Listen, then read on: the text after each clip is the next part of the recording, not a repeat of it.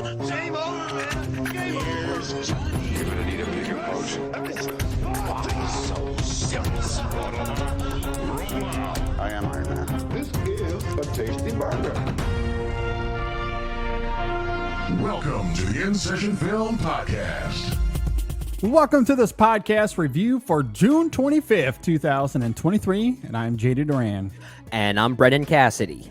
Hey, thanks for joining us, everybody. On this episode, we will be talking about Wes Anderson, or was it? Maybe it was artificial intelligence. Who's to say? Oh my gosh. Yeah, I cannot wait for that episode or when we talk about Wes Anderson's Lord of the Rings and Wes Anderson's Harry Potter, Wes Anderson's Terminator, all those good classics that he, of course, directed. Exactly. And there's no Until difference. then we get original content from Wes Anderson before he plays the IP game. Exactly. We sort of joked about that on episode 539 last week. Yeah. Like what Marvel movie is Wes Anderson going to direct? What is he jumping into What did that they say, arena? Squirrel Girl or something like that? Yeah, Was Squirrel. one That makes sense. Was like that would actually probably happen. Or the Rocket spinoff. Yeah, I can kind of see that. I mean, I don't know. I would certainly never see him touch something like Kraven the Hunter, which is already coming out. No, that would be out of his wheelhouse. Could you imagine a Kraven the Hunter Wes Anderson movie? Where Kraven partners up with Mr. Fox himself, and they go on some type of expedition. Yeah, a live. Now I just want to see that movie. Yeah, a live action Fantastic Mr. Fox. If it was Disney, that's exactly where they would be headed, right?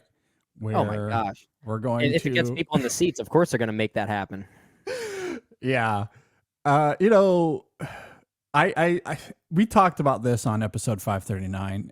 Yeah, it still continues to astound me that people do not see the difference between the artificial nonsense and true Wes Anderson. There is a vivid difference in my mind. Oh, there's an absolute difference. Yeah. I mean, you notice that.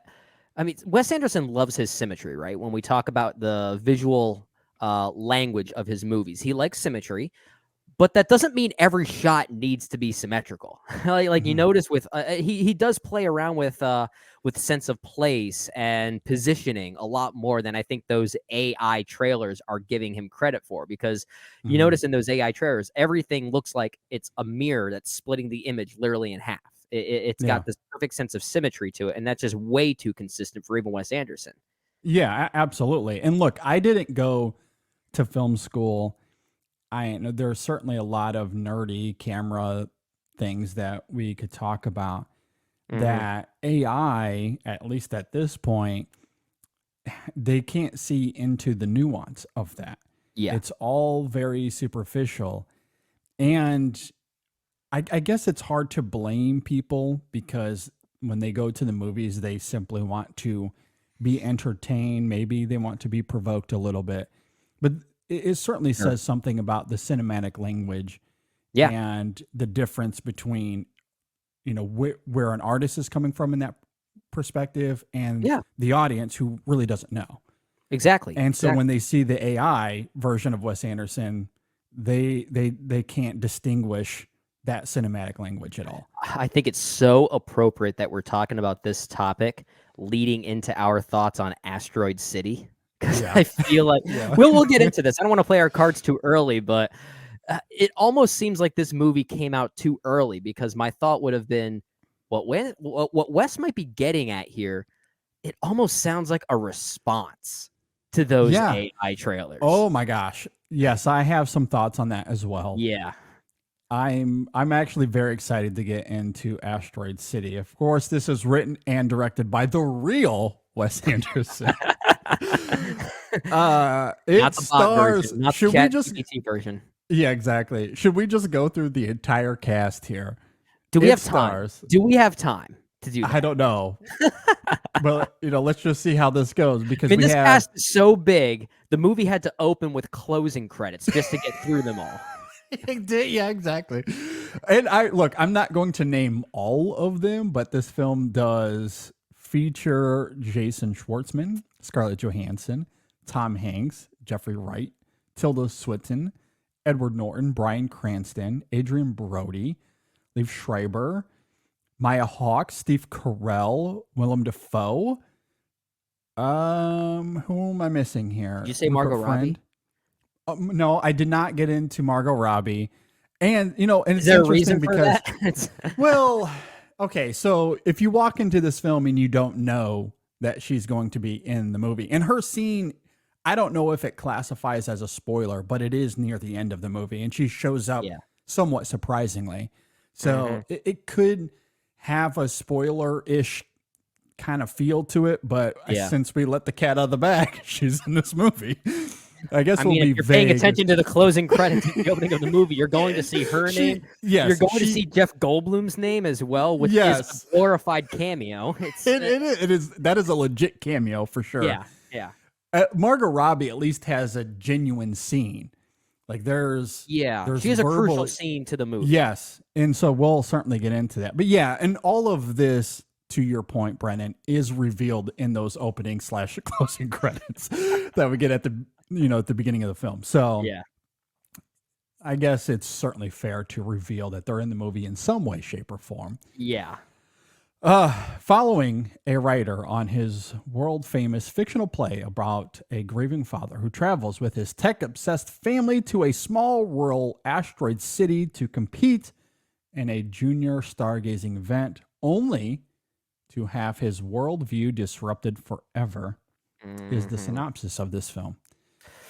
Yeah, that Okay. synopsis is interesting because I did not read that synopsis going into the movie. I've only seen the marketing, so there's a portion of that synopsis that took me off guard pretty instantaneously. Same. I'll say that. Yeah. Very, very much so.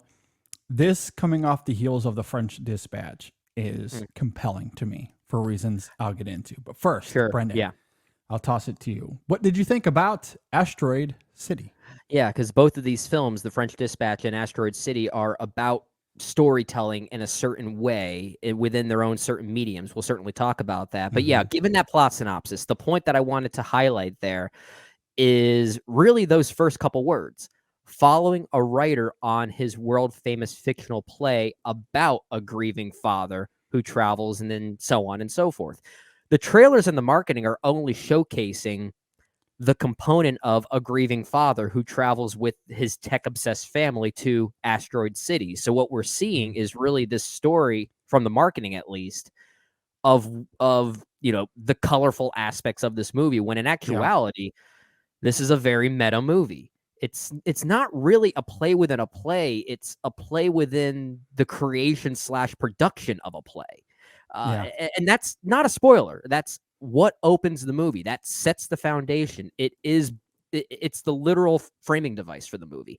Bryan Cranston comes out and introduces this aspect, and I was floored but confused but interested. I had no idea that this movie had a framing device like that. They hid that very well in the marketing. They did, and I will admit it took a little while for me. When I say a little while, I mean maybe like the first third of the movie to kind of get the hang of what it was doing, because I couldn't really tell at first if it was the actual play but in production form, or if it was like a behind the scenes kind of thing. It took me a while to realize this is a behind the scenes look at the creation of the play that we're eventually going to see, being Asteroid City.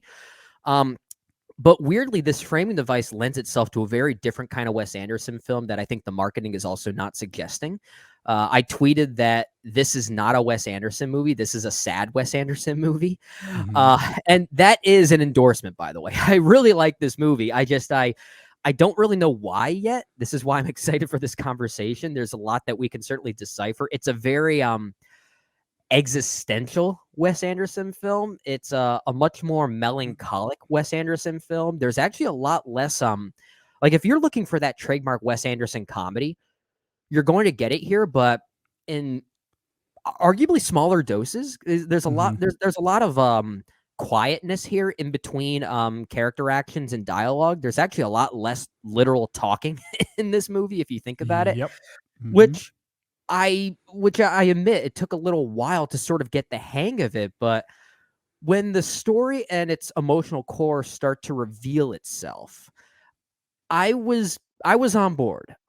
This is perhaps the Wes Anderson film that's going to be the biggest I guess grower for a lot of people.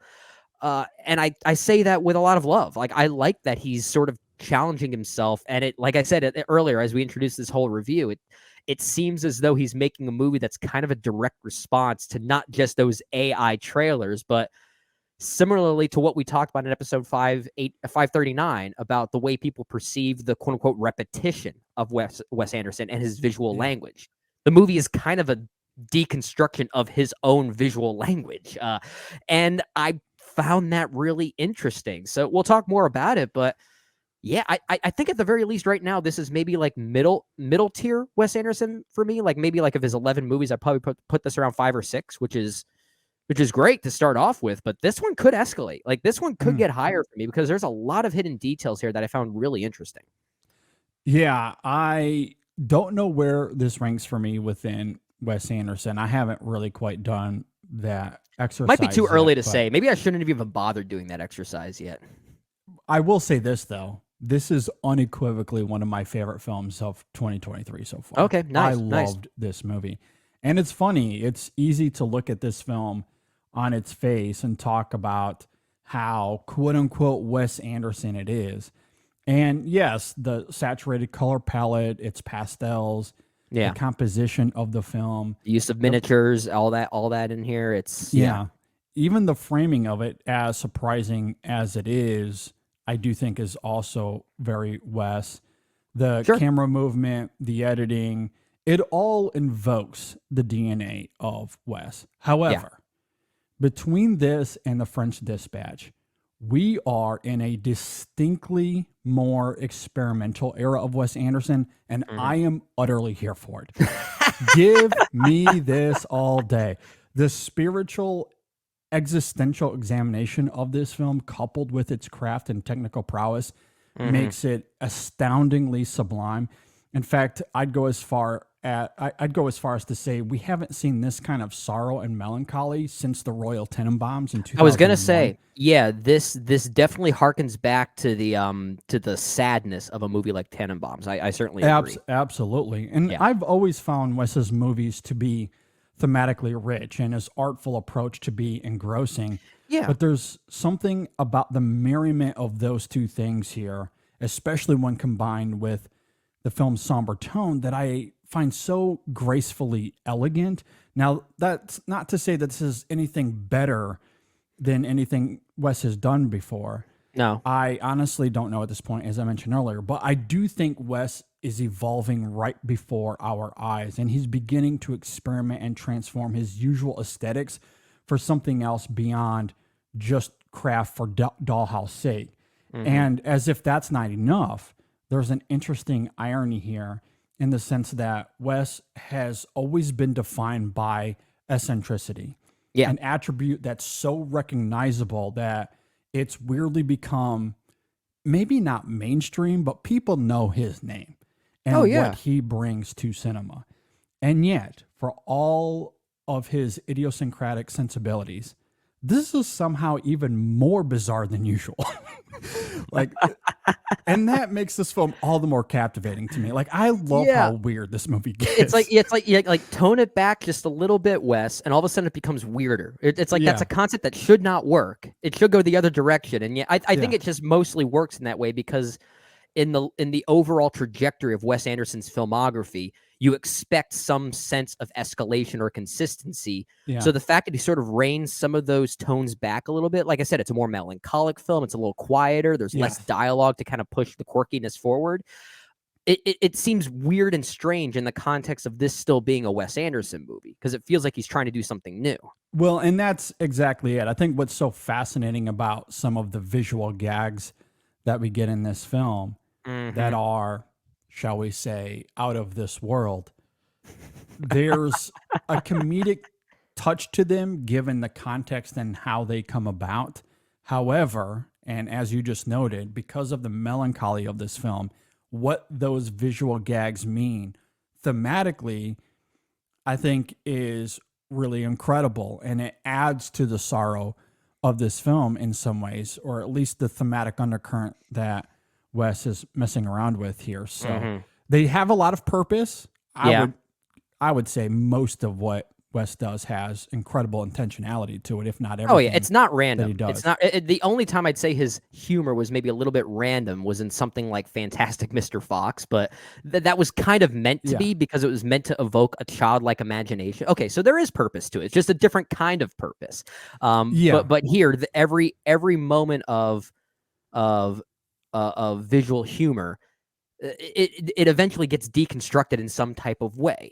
Yeah, and that's what I love about the framing and the tone of this film, because when Wes does delve into those weird territories, Mhm. it like there's a contradiction there that shouldn't work, and in the hands of most filmmakers it probably wouldn't, but he Yeah. is a master, and this is what AI Wes doesn't Can't do. understand yet. Can't do. It No. doesn't understand those kind of nuances. Yeah. But Yeah. real Wes Anderson does, and he can make it work. So, we'll certainly dive more into this as we go. But between the film's weirdness, its thematic richness, its visual intuitiveness, not only is this one of the best movies of the year, but as I contemplate it further, I think this is going to rise the ranks for me in terms of even his own filmography. I think really so, liked too. it a lot. I think so too. And you mentioned what AI is not able to replicate from a comedic standpoint. One of my favorite reoccurring gags in this movie involves a couple supporting players. I want to look up and see who their names are so I don't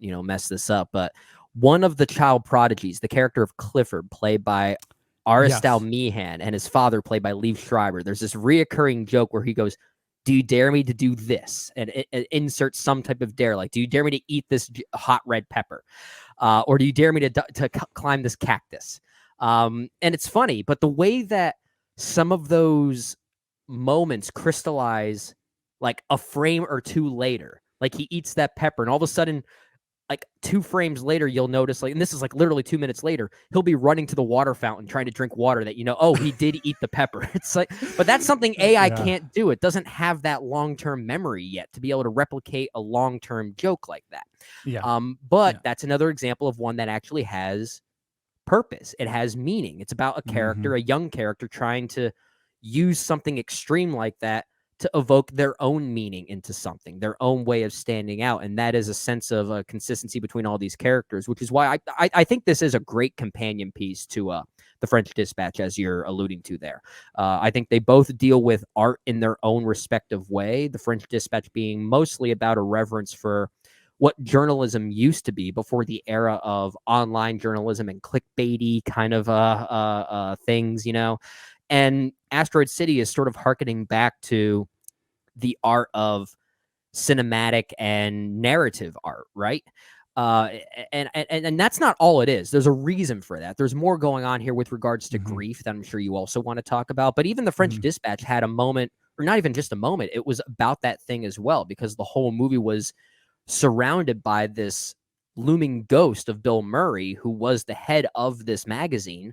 And it was about a tribute to the person that ran that business in the first place. In this case, it's sort of about the creator, the playwright, or the director, someone in that same kind of field, just overseeing a process and a tribute to that sense of vision, which is what makes it so ironic that it's coming off the heels of those AI trailers we keep talking about. It's Absolutely. honestly Yeah. a perfect response. It really is, and I just found that fascinating. Absolutely. You gotta love the irony of that contrast, that the AI videos that go viral are mimicking classic Wes Anderson that we've seen everything pre The French Dispatch. Yet in these last Yeah. few years, Wes has reverted against classic Wes and has become much more experimental. And that's partially what I loved about The French Dispatch. Yes, again, the composition, the framing,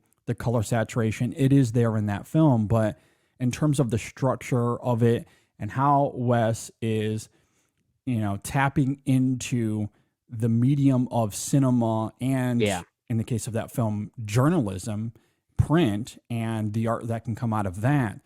I love how he's able to bring a merriment to those two things. And even though it functions storytelling wise as this anthology of sorts, there is a connective tissue, a deep connective tissue between each segment as it relates to the larger thread of the French Dispatch Yeah. and how everything kind of trickles out of that. And then how everything somewhat comes back to the Bill Murray character in that film. Yeah. And so I love the experimentation there, how distinctly different that is to everything else that he had done previously to that. Sure. And I just think it's all done very well. It's one of my favorite films of that year. And here he is continuing that same trajectory with the framing device of this film, as you mentioned earlier, this play within a movie, or this play within, or that's in contrast of the production of it, the behind the scenes, Yeah, if you will. yeah. And then he's adding in these title cards that give us the scenes that we're about to watch, in each act. I love the consistency of that as well. There's the black and white cinematography that is in contrast to the yellow and blue saturated hues of the actual play. So visually, he is distinguishing between what is the play and what is the behind the scenes.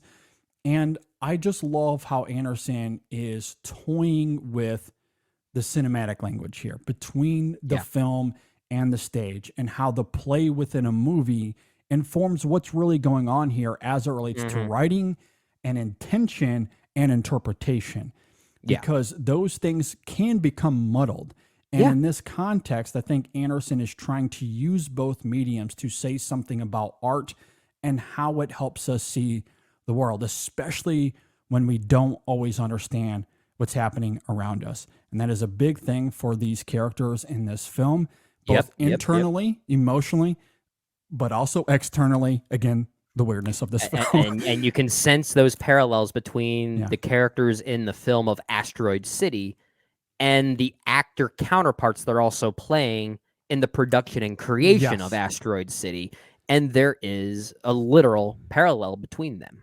Yeah, absolutely. So in terms of the experimental factor that's going on here, I think Wes is in like, again, we're seeing him evolve right before our eyes. And we're in a completely new era that has moved away from, Moonrise Kingdom and the Grand Budapest Hotel. And I love those films or his animated movies. Like he is becoming something else entirely. And, the craft is always there, but even the craft of this film, I think, is something that I don't know if I'm smart enough to articulate here.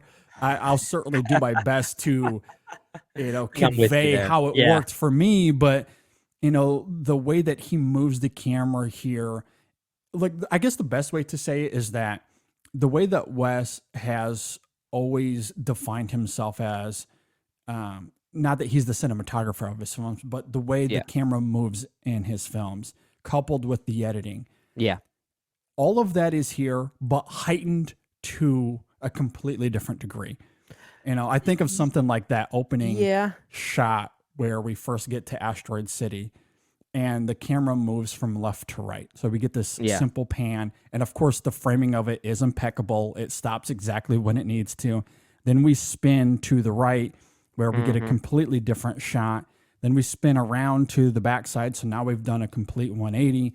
And again, the framing is impeccable. And then eventually we make a full 360 just to establish setting, which is interesting when, again, you're comparing this to something like a stage play where you don't always get that 360 point of view, because you don't get that sense of movement all the time. Absolutely. It's a one-dimensional view when you're sitting in the audience. Now, certainly the production design can add texture, but it's not that complete 360 that we get here. So I love the merriment of the craft and how that is informing this play within a play. Yeah. That's one example. We could certainly get into a lot of the other framing many here, examples, such as, the conversations that, between characters that I certainly want to talk about. Yeah. But again, that's the experimental thing of Wes that I love, because Wes from 10 years ago, I don't know if he would have been able to pull this off in terms of how he heightens his camera work here, or the color palette, or the framing of everything that we see here to inform this, what he's trying to say artistically as it relates to the medium of the stage and cinema. Does that make sense? It makes sense. It makes perfect sense, and I want to bounce off that a lot because what Wes Anderson is doing with the camera, I still feel like is quite different for him in many ways. Like, and many of our listeners might be able to correct me if I'm wrong on this because I would have to go back to all of his films to see if this is a true statement I'm about to say, but I feel like the camera moves a lot more in this movie. And that's what I'm trying to say. Like, he's done this before, but the way it moves, the editing, like everything seems heightened. It's less static, and static's not a bad thing with regard to his films. Like he's very good at creating like a full scale image that tends to hold true for a while. But here we get a lot of those pan shots, like you're talking about. The way we're introduced to Asteroid City with those opening / closing credits I alluded to many times already, but I guess that's a dolly shot riding alongside the train entering Asteroid City. Again, listeners, correct me if I'm wrong on that, but yeah, the camera seems to move a lot more. And on top of that too, you know, we talk about Wes Anderson's dollhouse aesthetic, and this is certainly that's certainly the case here with Asteroid City, but his previous films, I think, sometimes got a little bit again, this word is not a negative, but his films maybe got a little cluttered, you know, like visually cluttered. There's a lot of stuff on the screen, right? You might see like a whole floor of a house and you'll see stuff here and there, and it creates this like completely lived in vibe, whereas this is mostly in the desert. There's a lot more space to work with. So that creates a neat juxtaposition than what we usually see from Wes Anderson, right? And when you couple it with the set design of this film, which is immaculate, but I also love the lack of tangibility to it in the sense that, like, you watch something like Moonrise Kingdom or even Grand Budapest, and especially everything pre-Fantastic Mr. Fox, like those are settings that have that, as you're talking about, like this lived-in feel. They still feel kind of three-dimensional, despite absolutely. But this one kind of feels a little more two-dimensional. Well, I was gonna say it feels stagey. It feels like we're watching a play. So some of these buildings feel like cardboard cutouts or something. Like you just poke it and fall right over. Paintings everywhere. Yeah. So like it is meant to invoke that staginess that you would get when you go to the theater. So, you know, that's what I love about, again, the experimentation that's going on. And perhaps that's why he does move the camera so much more in what he does. And not just from left to right, sometimes from up to down. And of course, the shot reverse shots that we get here and how they involve the framing that they do. Because it's not just characters talk sometimes, but often it's not just characters talking to each other when we get those shot reverse shots. They're specifically framed in a way that is, I guess, for the lack of a better word, just very Wes Anderson.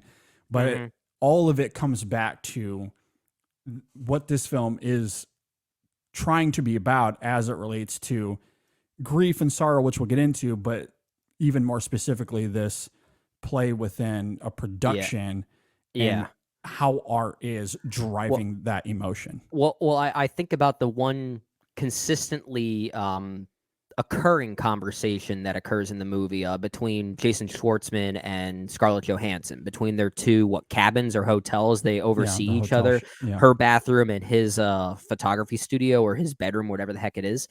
I feel like if AI Wes Anderson were to try and replicate that scene, it would be perfectly symmetrical. You'd see the window right in the middle and nothing else.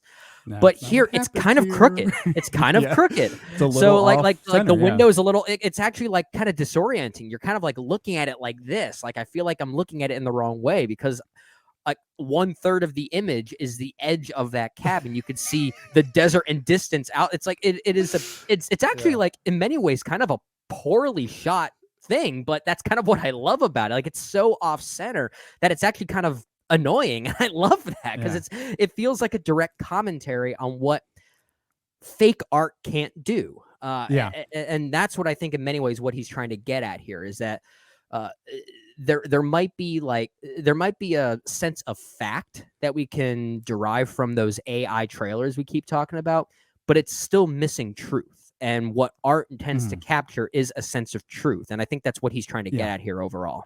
Yeah. And again, this is me not being one of those film school nerds as much as I wish that I was. because I did read this in a review. I'm trying to recall. I'd have to look it up. Perhaps I can do that after we're done here. But I did read that those off-center shots are invoking a certain artistic style or a certain artist that was famous for doing those things. So again, maybe. Okay. coming back to the intentionality of Wes, it does seem as if that's what he was doing there. It wasn't just being off kilter for the sake of it. However, I think this is one of those things where two things can be true at once, where Oh yeah. Wes might be invoking said artist that I can't think of his name here. But also I think it is a rebuttal to, again, intentionally or not, but a rebuttal to classic Wes, and that everything has to be perfectly symmetrical. Yeah. And here he's going, nope, here's something that is very off center. No, this pretty soon, like, you know what we might get sometime soon, unless he's already done this. Again, listeners, correct me if I'm wrong, but have we ever gotten a Wes Anderson Dutch angle? I don't know, but it feels like that's the next. We're getting there. He's going to do that some point. Yeah, but I love the way that he utilizes the camera here. Again, he's tapping into tricks that he's done before, but he's doing it way more often here in terms of, the zooms or the rolling shots, as we're talking about the shot reverse shots, but specifically framed. It's not just two characters talking to each other in a conventional sense, and especially the way the camera circles here. And not just that opening shot, but you think of that when all these characters are in like some sort of cafeteria, like they're having lunch and the camera's just moving from table to table. Like it's just utterly fascinating. And, and it's done in a way that we haven't seen from Wes. And then we get to what I think is arguably the most fascinating thing about this movie. And I think what distinguishes it from the rest of Wes Anderson's filmography. And again, it's funny if your response to this film is that you don't know what it's about. I think that's perfectly fair. I've seen that in a lot of reviews, and it's understandable because the film itself even invokes that idea at one point. I think Wes doesn't really know what it's about.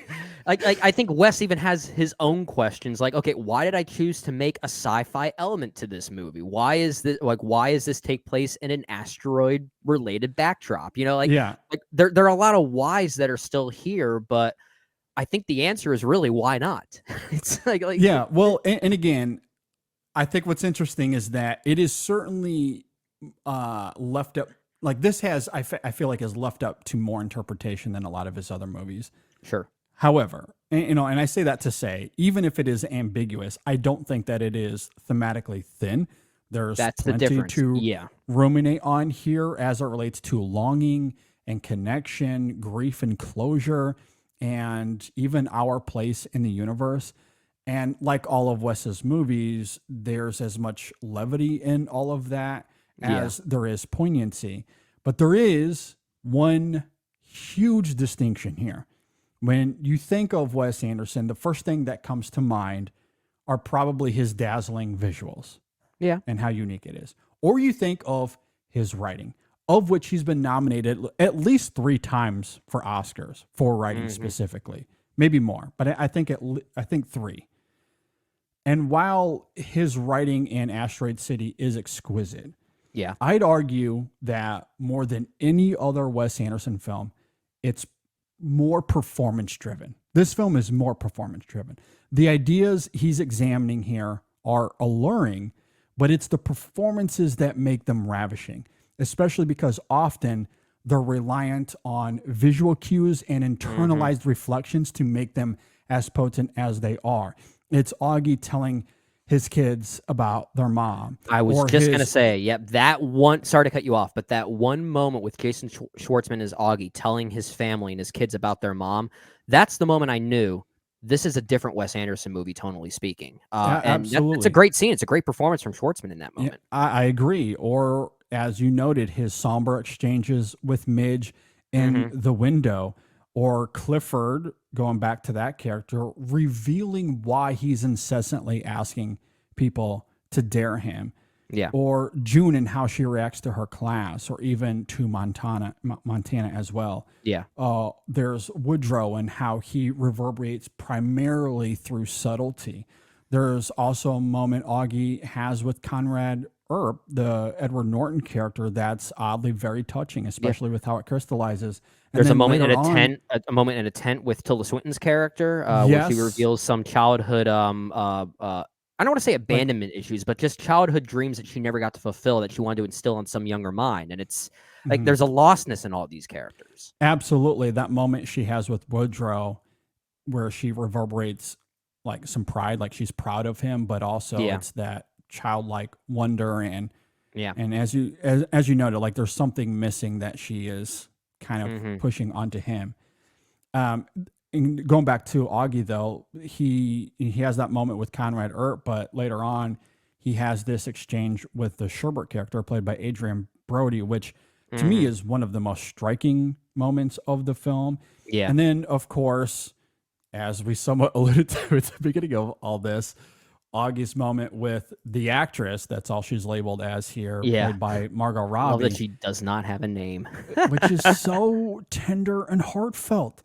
Yeah. Like, you think about all of those moments I just mentioned, and the ones that you did as well. And yes, the writing there by Wes is admirable. There's nothing wrong with it. It is good. But it is the performances that make them as tender and as heartfelt and as striking as they are. This is more performance driven than any other Wes film, I think. Yeah. And again, I like what he's tapping into as it relates to longing and connection that is arresting. I don't want to undermine the writing necessarily. No. There is a case to be made that this is the most performance driven movie. And I think all the cast here, and it's funny because sometimes people make fun of how extensive the cast is in these movies, and maybe it's distracting to some degree, but the somber tone that he brings to this, in addition to this broad idea that everyone can relate with in some degree or another, as far as our place in the universe, longing and connection, and what that means to us on an individual level, that comes through here in the writing, but primarily in the performances because of how distinctive every one of these characters are. They all come from different backgrounds, and yet when the film spends time on those things, it is the performances that bring out the nuances and the emotion in it all. And I think that's necessary for a film like this, because even by the end, I knew that the film was about things like longing and grief and sorrow and seeking some sense of meaning or justification in your own world and life. But I didn't really know the what of all of that, like what drove each character individually. All I knew is that I felt that that's what the movie was about. And that's kind of interesting. You know, like I can't say that all too often about Wes Anderson's work, that the what is so vague, but the how and the sense of feeling it gives off is so there. Like it prioritizes itself in that way, which is why, yes, we don't want to undermine the writing here, but to be honest, the script is so like secondary or even below that with regard to priority here. Which in is fact, weird for a Wes movie, right? it is, but it's something I mentioned earlier. There's less dialogue in this movie. This is a less written movie by Wes Anderson. And when there is dialogue, it is a performance that's trying to drive some type of emotional truth out of it. And that really is what the movie, I feel like, is about, is how art is fueled by emotional truth and what you bring from your own life into this, which is why that last scene, or one of those final scenes between Schwartzman and Margot Robbie, is so crucial. Is that it's mostly tapping into that very idea. I think it's really ironic, though, that it's mentioned that Margot Robbie's scene from this play, Asteroid City, was ultimately cut. So they're reenacting this emotional moment of truth. Is that Wes's way of almost critiquing modern narrative art that doesn't go for emotional truth because they cut those things out? I mean, certainly those AI trailers do that, but I feel like there might be a bit of a meta component there as well. But yeah, like that scene's very tender. I mean, if anything, if I had to knock it for just one slight thing, maybe it's slightly distracting seeing someone like Margot Robbie in such a brief moment, and that's mostly just due to how recognizable she is right now. Yeah, she's And a big star. she's not a Wes regular, right? So maybe if it was a Wes regular, it might be a bit of a different story. But I still think he's very good in the movie, and maybe it needs to be a bit more, I guess, performative and louder in that regard to make that point known. Well, I think maybe Margot Robbie being this big star adds to the meta component. Perhaps, of it, yeah. or that commentary. Okay, you're right. Yeah, there's an irony there. Okay. I mean, because when you have someone of her caliber delivering what is essentially a monologue, but she's articulating what both characters are saying. Yeah. However, keeping us aware of Jason Schwartzman, of Augie in the moment as well. He keeps cutting back and forth. Yeah. Which, again, in terms of the shot reverse shots, and again, the specific framing of it, because it's not, the camera isn't directly on their face the entire time. So it's interesting how the whole thing is edited and how it's framed. But she is essentially delivering both parts, and she's so good in the moment. And because she's a big star, it certainly adds to that question of, why was this cut again? Like, this is such a tender, heartwarming moment that speaks to the universal truths that this film is trying to get at. And yet the behind the scenes production is, no, we don't have time for that.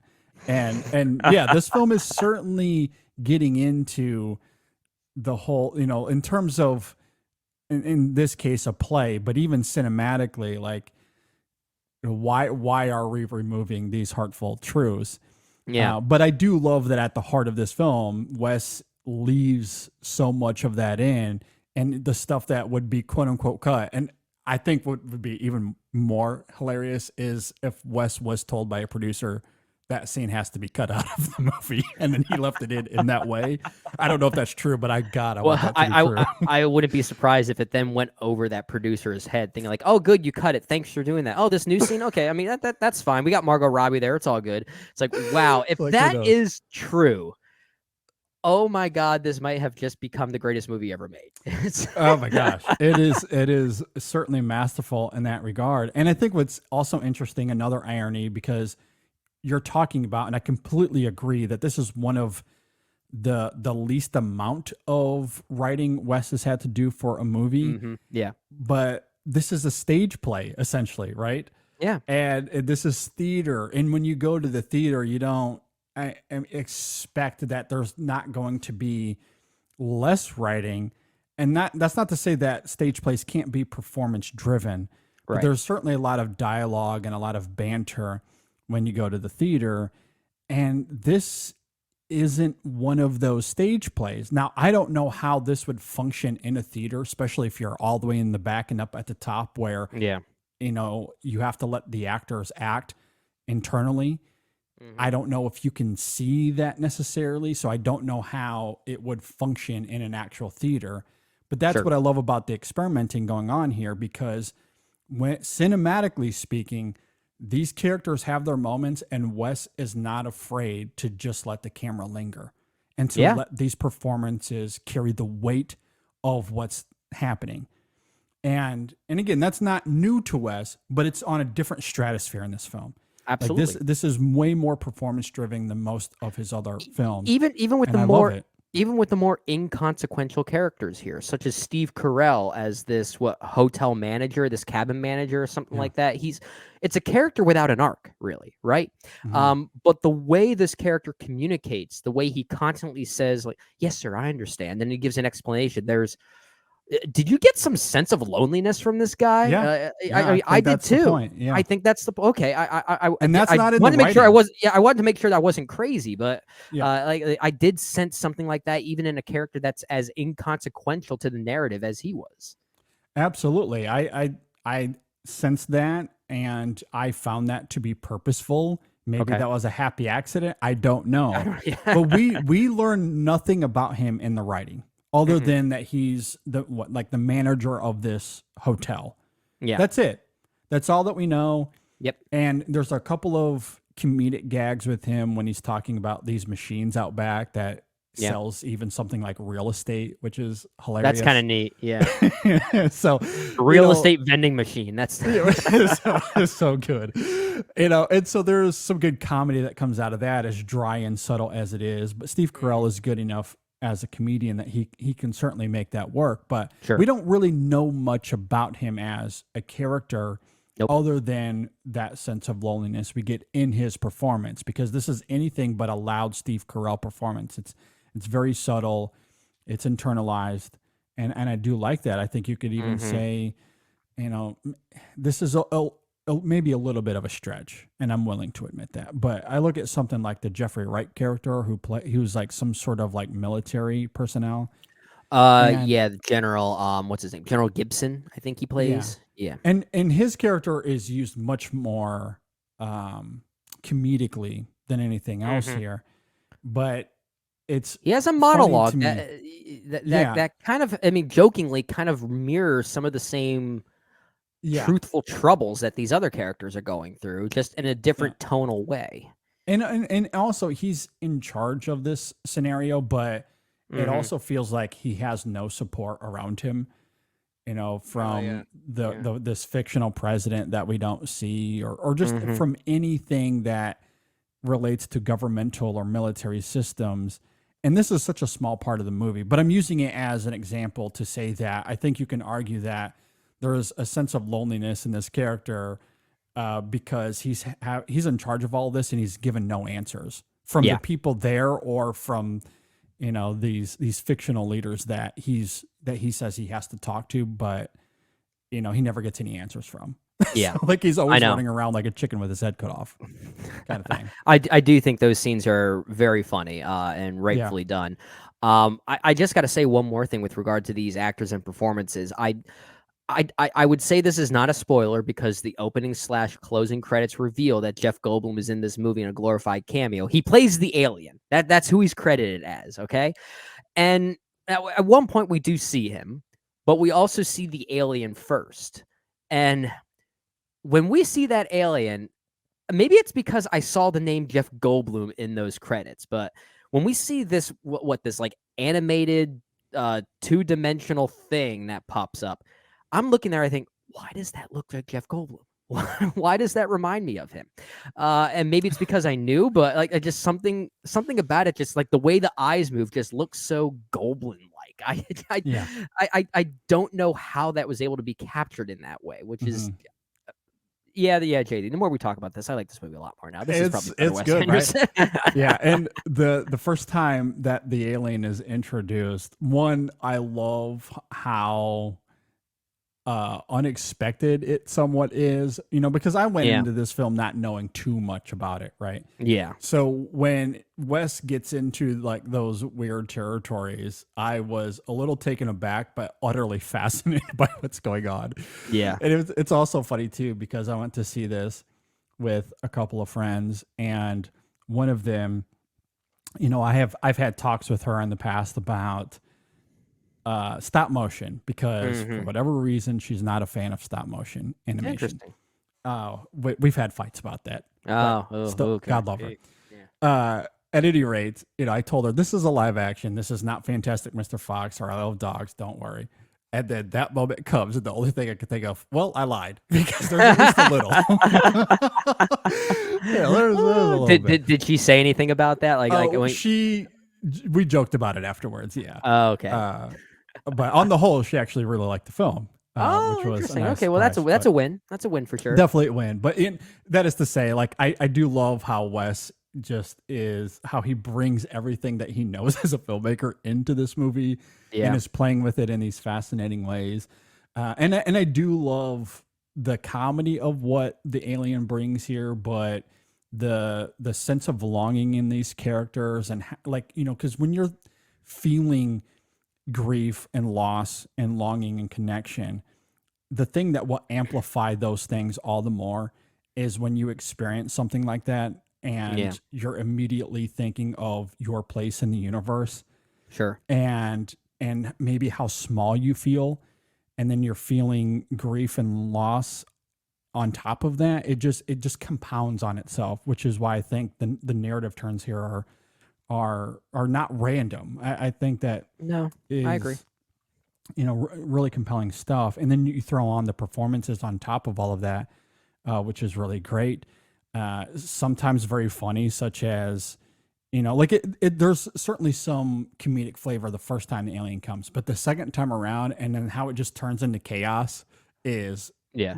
Wes at his best comedically. Like that's some Nice really rhyme there. great Wes stuff. at his best. Wes at his best. There's the bumper sticker for hilarious. this movie.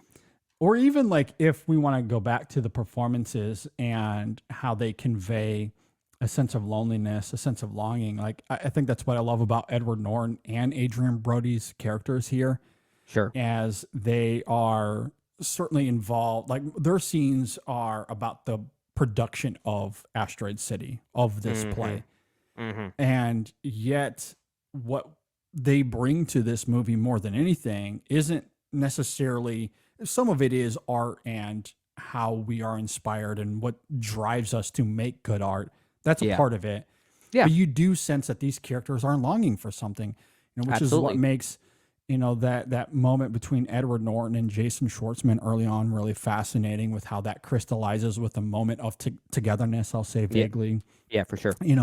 or Brody's monologue, not really a monologue, but his conversation he has with Augie and what he says as it relates to the ambiguity of what this is about. It doesn't matter what it's about. Just make us feel something, which Schwartzman Which is was more certainly more doing in important. his That's performance. more important sometimes. And yeah. that's what like, so like I love that about this film and how the performances bring out, regardless of what your interpretation is and regardless of what Wes's intention is. I think those things are muddled very purposefully here. Yeah. And, because at the end of it, regardless of what your takeaway is thematically, as long as you feel something, I think that's what Wes wants more than anything else. Sometimes the best movies are not about telling you what happens. It's about trying to derive some type of meaning by how what happens makes you feel. I mean, this is certainly not in the same camp as something like Stanley Kubrick's 2001: A Space Odyssey, right? But I have no idea what still happens in 2001. Like the what, and then I have no idea what happens at the end of that movie. I mean, I love it for that reason, but I have no idea what's going on. But I can derive some type of truth that I think the film is getting at from it. I can derive a moral. I can take something away thematically speaking. Yeah. I can do that here with Asteroid City. I don't know what necessarily happens, but sometimes we get too focused on the what. Or when I say like that is the royal we, not you and I specifically. We have a different mindset that we look for different things, but a lot of general audiences sometimes need a sense of, or they need an explanation to things, right? And here's a movie that says that's kind of bullcrap. Like, does it make you feel something? Can you take some type of lesson from what you're seeing regardless? And that's the more interesting aspect for me. I completely agree. And in all of that, I don't think it should be lost that Wes is willing to have some fun along the way. It's still a funny movie. It's less funny comparatively, but that's purposeful. But it still has trademark Wes humor. Exactly. And there are two visual gags that I wanted to bring up here that I loved throughout this film. Yeah. One is this car chase that happens like 3 or 4 times, just totally randomly. Oh yeah, yeah. Guns a-blazing. It's guns a-blazing. There's two cops after. It's actually very violent. Yeah, but like that is never brought up or explained. Characters don't mention it. It just happens. And again, where it's less writing and it's simply about characters reacting, because we see the visual gag of it, and then Wes just simply lets the camera linger on these characters as they contemplate what the hell they just saw. For sure. It's so good. And then the other one is the Road Runner, the Road Runner, excuse me. Oh, which is is that stop motion? I'm not sure it was very convincing stop motion, because at first I thought, is that a real bird? It doesn't seem like, it's some sort of animation, I think. It herks and jerks in a way that there's definitely or some puppet, maybe. I think it's puppetry. Yeah, I think it might be puppetry. Yeah. But hilarious. I just love how this Roadrunner appears again 3 or 4 times, and we see characters interact, and it's just this thing that lingers. So I feel like there's a hidden game here, because one of the times we see it is so off in the distance that it makes me think, are there sequences in the movie where it's just hidden in the background? Is this like, has it become this movie's Easter egg of sorts? Yeah, it might be. It might be a little bit of a Where's Waldo situation with the Yeah, Roadrunner. yeah. Wow. Oh man, now the movie has instant replay value. Exactly. All right. Do you have any final thoughts here on Asteroid City? I mean, it's a Wes Anderson movie. We got to at least mention names like Robert Yemen, cinematographer, Alexander Desplat, composer. Great work here once again. I will say I think Desplat's work here is maybe less memorable than it's more muted as well. That's something I took note of in the theater. There's not a lot of score here comparatively to a lot of other Wes movies. Yeah, but again, I think that suits the movie well. So when I say his score is less memorable, that's not really a complaint on his music here. It's a different approach that this movie requires. This specific type of movie requires, and I think he serves that purpose very well. So I agree. Typical collaborators of Wes Anderson's doing great work once again. But yeah, looking at my ranking once again of Wes Anderson. So we sort of talked about this on episode 539. You, Ryan, and Jay were you were the Royals of the group, and I was the Fox. And I still stand by Fantastic Mr. Fox being my favorite, with Grand Budapest Hotel, Royal Tenenbaums rounding out my top 3. But it gets complicated when you get to like that number 4 to number 8 spot for me. I feel like depending on rewatches, they'll all shift. Isle of Dogs is high there for me. And right now I do have Life Aquatic rounding out the top 5. But a lot of that is because that ending for that movie just really works for me. Like, that's a movie that is saved by the ending. If it weren't for that ending, I think Life Aquatic could be in last place, honestly. Which is my way of saying I think Asteroid City is a better movie than Life Aquatic. It's just Life Aquatic really sticks the landing in a way that I think no other Wes Anderson film has. Not to say it's better or worse, just different. It hits differently emotionally. But I could see Asteroid City rising the ranks in time. This is the one I think has perhaps the most replay value of some of his more recent offerings, because it's just so ambiguous. But I like that. I like that. So I can't wait to see this one again. I could see it growing for me as time goes on. I think it's really good.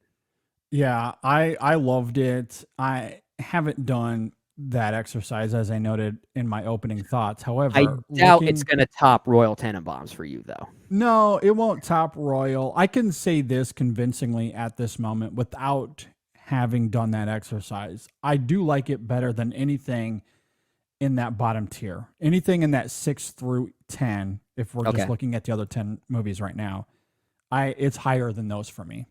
Yeah, without question. Like I like it more than Darjeeling Limited. Again, and no knock on these other films. Yeah, I like them all. I like them all. Yeah.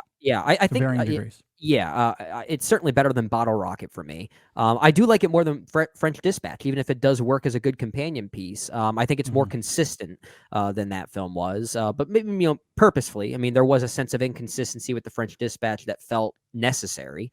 It's just not every segment really worked for me. But I do like it more than that. I admit it, I like it more than Rushmore. I think it's better than that movie, which is admittedly Rushmore's a film I admire. I think it's a cold and despondent film that doesn't always sit well with me, given its subject matter. So it's one I don't always go back to.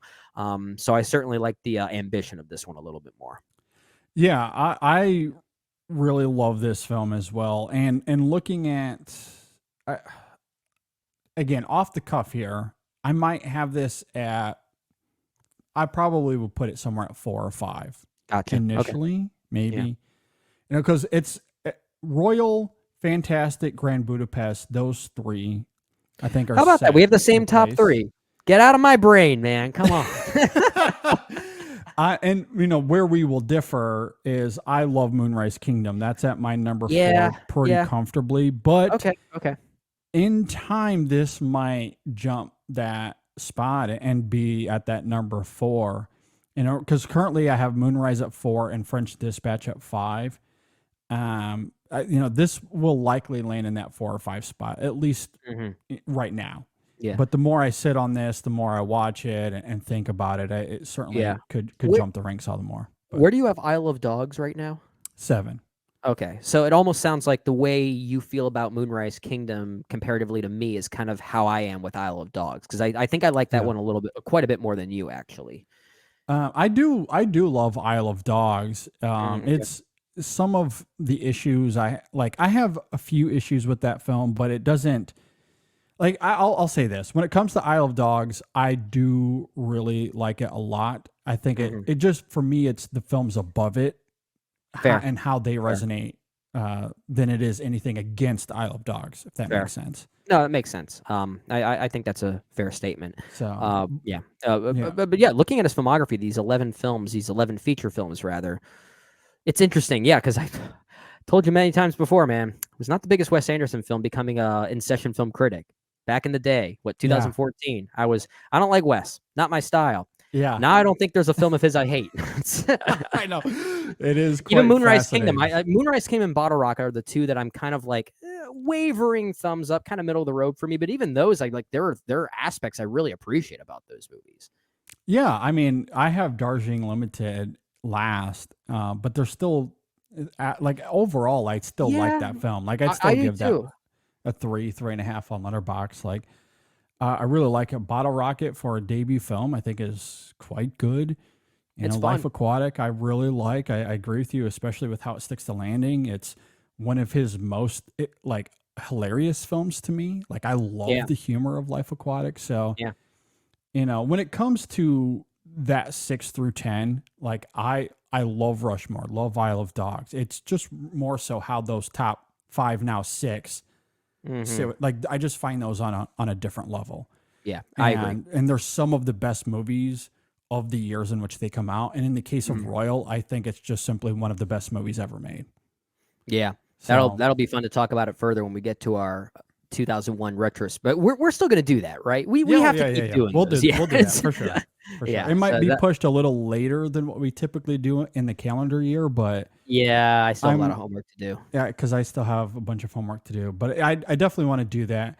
At any rate, circling back to Asteroid City, just a few final thoughts. I definitely want to echo you on the score and how it's utilized. I think that's very good. Yeah. The set design we briefly talked about earlier, but want to reverberate that I love its staginess.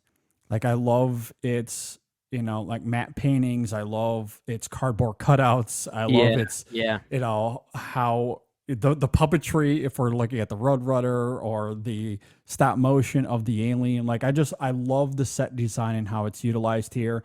I also love, because again, it's invoking a stage play, how we're in Asteroid City and there's like this highway ramp that is just never finished. Like it's just a half a ramp. And they never explain it. They never explain. They never do. But it's like I'm trying to look at the geography of it. Like, where's it supposed to be going? It just makes no sense. But it's like one of those things where it like if you're gonna be on a stage, you can't have a whole highway, right, or a whole ramp. So like that's exactly. it's one of those things that's like, this fits the stage, so let's just go with it. Yeah. Like, Yeah, so fair. I love that. And also just want to circle back to what we were saying earlier, like the conversations between the Midge character and Augie, you know, because we spend quite a few scenes there between them. Yeah. And it's when the film is certainly at its most somber, at least in some places. And I love the dynamic of that whole setup. We talked about it visually, how off center it is, but again, the performances there and how they both equally invoke this idea of loss and trying to find themselves, and how they are brought together through their grieving is something that I find really fascinating. Sure. And also again, the merriment of art, you know, because it's a little meta in the sense that Scarlett Johansson is an actress playing an actress, and she is, you know, through these interactions she has in the window, she's like practicing the scenes that she has for a movie that's coming up, Right. and how she taps into this faux performance but also feels real at the same time. Like that's a tricky balancing act. Like you can Yeah, tell, like it she is. brings a little bit to it that where you can feel that she's acting Mhm. within a performance, but also bringing truth to that acting Oh, within yeah, a performance. Yeah. It's really great, and how that taps into the Augie character, I think, is equally compelling as well. And sometimes not just for like these broad universal truths, but comedically as well. Like I there, agree. like one of the my favorite moments of the film was when she's like, "Hey, look, I have this scene. It's this nude scene, and where you act it out with me." And the camera lingers on him for a moment. He doesn't say anything. And then, and then after a moment, because she's like, is that okay? Or he's like, "Oh, I meant to say yes. I said Yeah, yes. I said it in my Did my head." mouth not move?" Like, it's just so good. Like, I love that. And, because who in that situation, like gonna say we would no. we would probably all have that reaction. Like, Yeah, I said yes immediately in my mind. I Yeah. thought I said it out loud, but I guess I didn't. Yeah. Like, I The love most relatable male character in movie history now. Or to say most relatable straight male character in movie history. Yeah. Straight right. Yeah. Yeah. But yeah, so like again, it's how Wes is playing with the form, and the experimentation that's going on here. I just absolutely love. So like this new phase of Wes, give it to me all day. I absolutely adore this movie.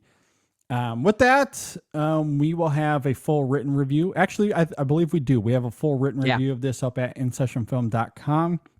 So you can go and check that out. Of course, you can follow us at letterboxd.com/InSessionFilm. We'll have some more thoughts over there.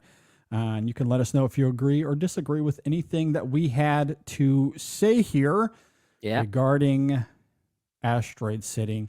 Follow us on social media. You can hit us up there if you want to reach out to us about our conversation here, or email us InSessionFilm@gmail.com. All right, Brendan, any final thoughts before we get out of here?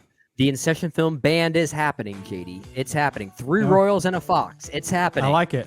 Yep. Yeah. For any listeners out there who didn't catch that reference during episode 539 when we all named our favorite Wes Anderson movies, I was the lone wolf / lone fox. Lone Fox. That had Fantastic Mr. Fox as my favorite, while you three all had Royal Tenenbaums. So it's a great band name, 3 Royals and the Lone Fox. Look out for our first album. We're going to record it at the Grand Budapest Hotel. We just got to find time. Of course to we get do. there. Yep, of course. I just thought that was cute. That was funny. And of course, the title of that album will be "The Debut Was Fine," but we're looking forward to what's next. So It's a great album name. It really is. So good. It's perfect. Almost so, meta. yeah. That's usually how most bands start off. It's like our debut. This is us getting to know each other, getting a feel for our sensibilities, the lay of the musical land. The debut will probably be fine, but look out for what we do next. Exactly. Yeah. Exactly. Love that. But yeah, go check out episode 539. We talked a lot about Wes Anderson. We also had a big announcement on that show that you can go and check out. And then I think on episode 540, Brendan and I are going to talk about the current state of cinema and maybe how bleak it is, given some recent news. Man. Given Asteroid City, we should probably have Wes Anderson on this show. Maybe we should. If his PR reps are listening, we would love to have Wes on the show. Please reach out. Yeah. InSessionFilm@gmail.com. Hit us up. At any rate, thanks for listening, watching, everybody. Be sure to subscribe if you're watching here on YouTube. Thanks for watching. Hit that like button and subscribe. If you're listening on Apple Podcasts or Spotify, please be sure to rate and review us there. Subscribe as well. And stay tuned for episode 540. It's going to be a lot of fun. We'll have some more reviews coming out soon. We will see you all next time on the In Session Film Podcast. Oh, man, I love Wes. Oh, he's just the best. He's a good boy. He's a good boy.